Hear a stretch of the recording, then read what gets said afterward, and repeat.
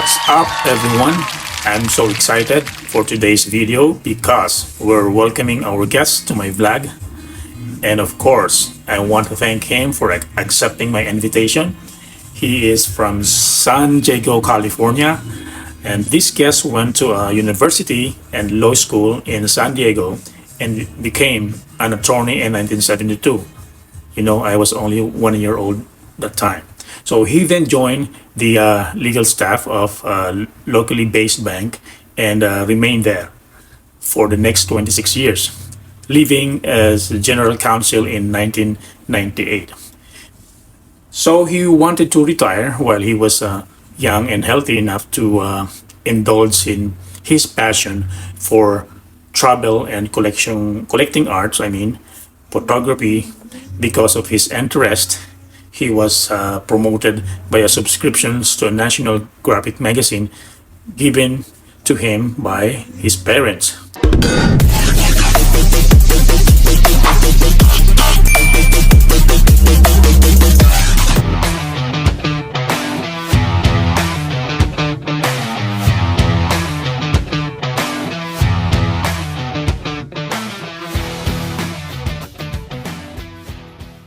Let us welcome Robert Groove to my vlog. Hey, Joey. Good to see you. Good to see you too. So, how are you today? Good, I'm great. I'm great. It's beautiful weather. You're here.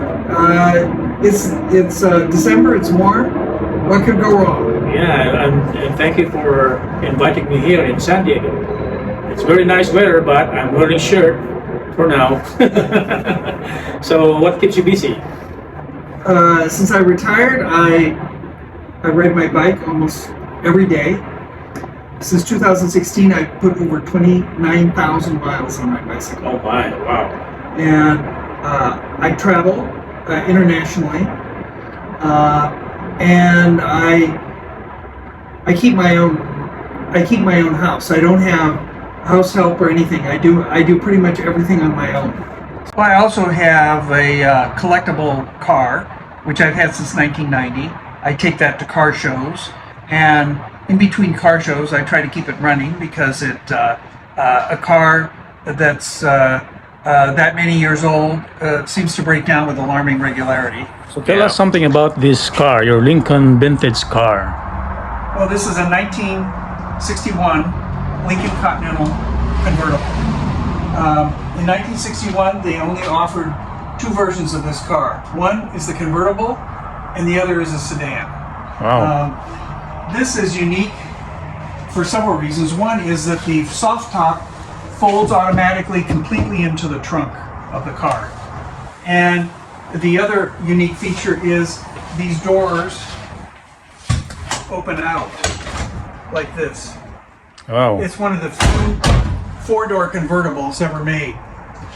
And unique to this model is the air conditioning comes out of the dash like that. Nice. That was only in the 1961 model. So you've been driving this since when? I got the car in 1990. 1990. And it's not in perfect condition, but I take it to car shows, I drive it around, I enjoy it. I didn't want to restore it so much that I would be afraid to drive it around. So who do you think the first owner of this car? I have no idea. I bought it from a dealer in Colorado. Wow. And he got it from someone in Nebraska, and I found their number in the glove box, so I called them. They weren't very friendly, but the guy said that his father owned about 4 or 5 of these cars. And when he died, he gave one of the car to each of his sons. None of the sons wanted them. Oh, I see. So that's how it wound up. So I had the car shipped here from Colorado, and then I've had it. I've been working on it since it's got the original engine in it. So do you know the mild age? How do you know the mild age? Yes, I do. It's just around 100,000 miles. Oh, I think it's still in good condition. Look at that. This is the original engine because I found the vehicle identification number stamped on the engine. Yeah. So it's the original engine. Amazing. So have you tried to show this car on the car show?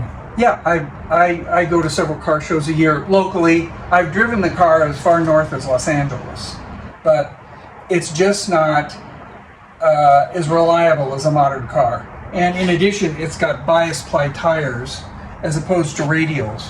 So the car doesn't drive the same way as a modern car would. Nice. Yeah. It also gets horrible gas mileage. Wow. Okay. Thanks for telling us your car. What was your childhood like? Well, I would describe it generally as the typical childhood of someone who grew up in the 1950s. Mother, father, single family residence. Things were much simpler. Children were allowed to play with their neighbors without adult supervision. Trick-or-treating was done on your own without parents shadowing you. Much more relaxed than it is today. But were you fortunate to have a playful childhood? Yeah, I mean, there's others that are much more disadvantaged than I was. So the reality is, I had nothing to complain about. So when you were in high school, what was it look like? Do you have any friends around? Yeah, well, you know, when you go to high school, you end up having a circle of friends, and you do things with those friends. You know, you go to the beach together. You go to football games together. That's you go nice. you go to the high school dances together. You basically hang out. So do you have favorite sports? I don't really have a favorite sport. Why? Because a lot of the sports that would interest me aren't really a good fit. Because golf requires good hand-eye coordination and good depth perception, which is a problem for me. Same way with tennis. Oh, And so I prefer the sports activities that are more individual as opposed to team-oriented, because I can do those when I want to on my own time and at my own pace. Who are these people here behind you? Well, this wall of notable people are my relatives. This is my father and sister, taken probably around 1930, Oh, because my father was born in 1920. This is my father in his Marine Corps uniform during World War II. And these notable people are my grandparents, and that is their wedding picture. They were I see. married in 1911. so you're the only son. I'm the only son. So when I was talking with Bob while driving, he said that he was born in San Diego and grew up in the suburbs. And his father owned an agricultural supply. It's a business, and his mother was a housewife. He worked in his father's business in the summers and on school breaks, which taught him about customer service and accepting responsibility. Now, remember last night you've been telling me about how long have you been living here? Well, I'm a native to San Diego, so I've been living here my whole life. I live in my current house next year 48 years. So that's the original house of your father. No, I bought a vacant lot and built the house. That's- Okay. I am so lucky, guys, dahil binigyan tayo ng pagkakataong maipakita ang place ni Bob, where he collected different mediums of paintings over the years. So may ilang nasa TV programs na rin ang pumunta dito sa bahay na to para kunan ng kanyang mga collections. Bob, when did you start collecting paintings? I started collecting paintings probably when I was in college. I like original art because it says something about not only the subject matter of the painting, but also the artist that painted it. Nice. So, where did you get those paintings from? Asia or different? Well, initially when I started collecting them, I wasn't traveling, so they were generally in like art shows locally. Basically, anything that caught my eye that was interesting or unusual, I wanted to collect. Of course, being in college, I couldn't spend that much money on it, so there was a economic component to it as well. Wow, that's nice.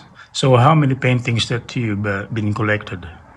I have no idea. I have no count of them. It's only limited by the wall space I have. Because I've seen some of them are not hung yet. Well, there's only so much wall space, and it would detract from the paintings I have if you try to crowd other art next to it that is completely unrelated to it. Tell us something about this painting. This painting I got in Salvador, in Brazil, and I found out that it was done by a self-taught artist who is actually an electrician Oh, by really? trade and became an artist. Wow. And I was attracted to this because of the colors and because of the block printing in the colors. Yeah, it's very colorful. Very nice. Yes. So, what about this sculpture here? Is it from China? Yeah, these are replicas of the terracotta warriors. Oh, yeah, I from remember the Xi'an, terracotta. China. Yeah, I remember that one. So we're here at the family room, and still, Bob has lots of collections and been hang on his wall. So tell us about this, Bob. Well, the theme of this tends to be blue because there's a lot of blue wallpaper. This is actually the first original oil painting I ever got. I got it as a gift back when I was in high school, I see. and this I purchased when I was in college at an art show. This came from my father's estate, and the others are photographs that I have taken. Behind you are the planes. What are those? These are these are cigarette cards that were made in the UK. Apparently, you bought cigarettes, and as a promotional, they would have these trading cards included in them. And there's a whole set of different. These are different airliners. Oh, I see. Okay, thanks for that. I noticed that you have so many plane collections. So, what are these? This one is pretty unique. This I found at a consignment store, and the research I did was this is what's called a factory model. And this is a Lockheed Constellation plane, and apparently Lockheed had a model shop within its factory. And this model is made from the same aluminum that the fuselage of the plane is made of. Yeah. And it was given to executives, travel agencies to display. Oh, And I was told that this came from the estate of a retired Eastern Airlines pilot. And his son found this plane under the bed after he had died. oh, wow. And so I decided it was in a little rough shape, but I decided to leave it just as I found it. It's the same color. You did not This is the change the same color. livery that would have been in Eastern Airlines color at the time. So there's another one here. Is there any No, this one significance? This one was made overseas. It wasn't made. It isn't special. It's only special because of the detail. So these paintings are all original, been collected by Bob. Tell us something about this, Bob.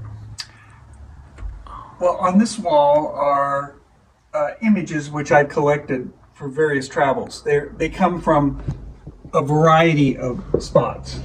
We have Morocco, Turkey, Italy, Germany, Wow. China, Czech Republic. It's amazing. So in different sizes, huh? Yes.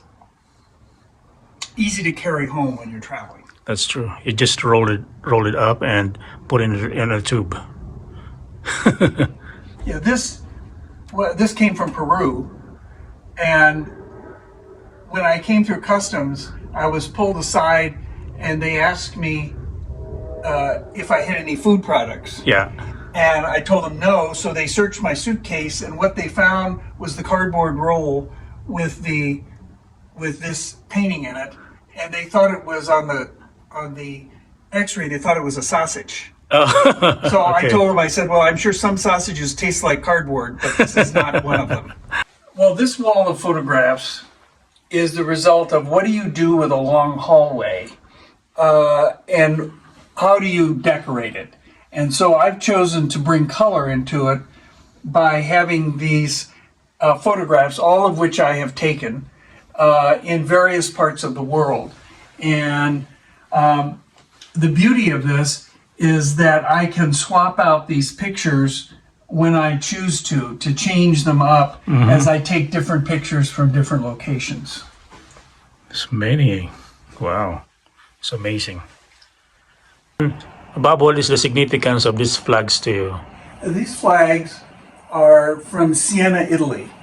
And Siena, Italy is famous for having once a year a horse race which goes around the town square. I see. And the horse race is between the different neighborhoods in Siena, which are called contradas. And each one of these flags represents a different contrada, which compete in the horse race. Oh, okay. Oh, that's it.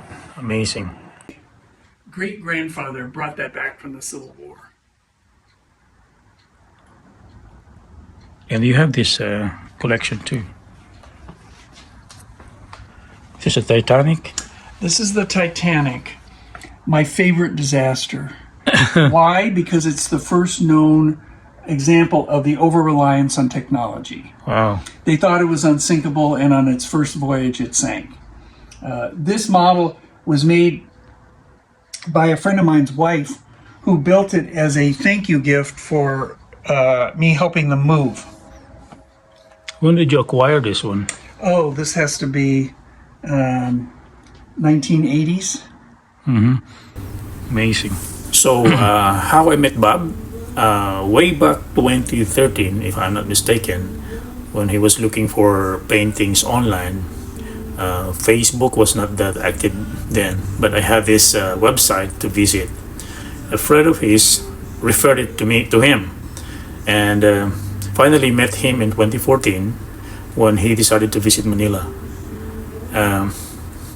Bought one of my paintings, which is his favorite, koi fish.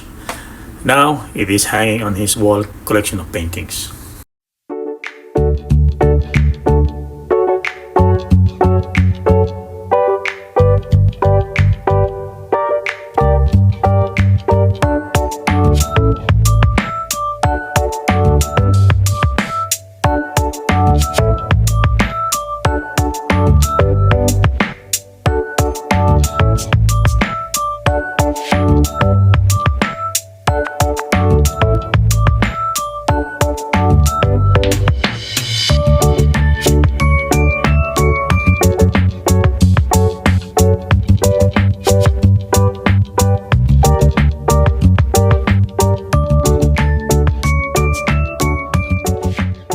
So, since you are an art collector, so if you are an artist, I'm going to ask you, how do you encourage people to be creative? I think the best thing to do is to look for uniqueness.